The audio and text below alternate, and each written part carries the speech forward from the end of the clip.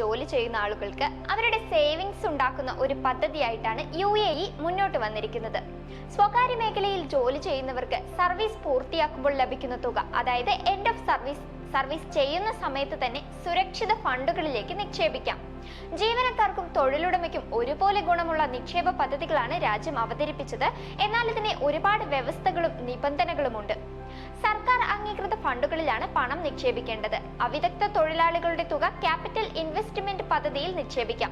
വിദഗ്ധ തൊഴിലാളികൾക്ക് താല്പര്യമനുസരിച്ച് നിക്ഷേപ പദ്ധതികൾ തിരഞ്ഞെടുക്കാം. ഇസ്ലാമിക നിയമപ്രകാരം ഓഹരികൾ സ്വീകരിക്കുന്ന പദ്ധതിയിലും തുക നിക്ഷേപിക്കാം. എൻഡ് ഓഫ് സർവീസിനായി നിശ്ചിത തുക മാത്രമേ ലഭിക്കൂ. എന്നാൽ അത് പ്രതിമാസ നിക്ഷേപമായി നൽകിയാൽ സേവനകാലം പൂർത്തിയാക്കുമ്പോൾ പലിശയടക്കം കൂടുതൽ തുക ലഭിക്കും. 5 വർഷം സേവനം പൂർത്തിയാക്കിയ ആൾക്ക് പ്രതിമാസം അടിസ്ഥാന വേതനത്തിന്റെ 5.83% നിക്ഷേപ പദ്ധതിയിലേക്ക് നൽകേണ്ടത്.